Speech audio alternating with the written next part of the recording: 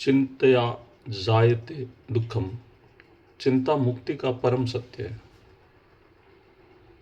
करुणमय श्लोक है, चिंतया जायते दुख नान्ते हेति निश्चयी तया हीन सुखी शांतम सर्वत्र गलित स्पृह। जीवन के सबसे गहरे और मनोवैज्ञानिक सत्य को उजागर करता है कि इस संसार में केवल दुख केवल चिंता से उत्पन्न होता है, किसी अन्य कारण से नहीं।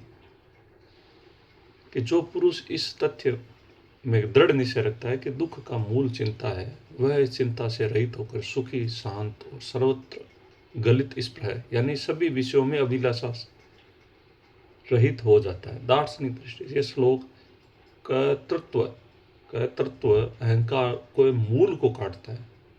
जब तक मनुष्य मानता कि मैं फल का भोगता हूँ, तब तक चिंता अनिवार्य है। परंतु जब वह समझ लेता है कि कर्म करना उसका अधिकार है, फल देना ईश्वर प्रारब्ध का कार्य है, तो चिंता का जन्म ही नहीं होता। मनोवैज्ञानिक स्तर पर आधुनिक अनुसंधान में भी पुष्टि करते हैं कि 90% मानसिक पीड़ा भूतकाल के पछतावे या भविष्य की आशंका से उत्पन्न होती है। वर्तमान क्षण में चिंता मुक्त रहना ही वास्तविक स्वास्थ्य है।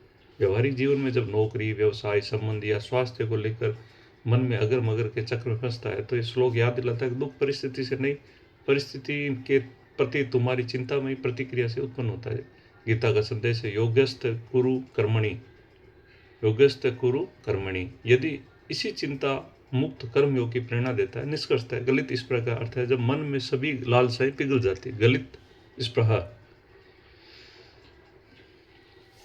तब बाह्य परिस्थितियां सुख दुख देने की क्षमता खो देती है। आत्मा अपनी सहज शांति में स्थित हो जाती है। यह श्लोक हमें निष्क्रिय नहीं बल्कि चिंता रहित सक्रियता की प्रेरणा देता है, कर्म की प्रेरणा देता है। चिंता छोड़ दो, यही मुक्ति का मार्ग है। जब चिंता मिटी तो दुख मिटा, बचा केवल शांत अखंड आनंद। धन्यवाद।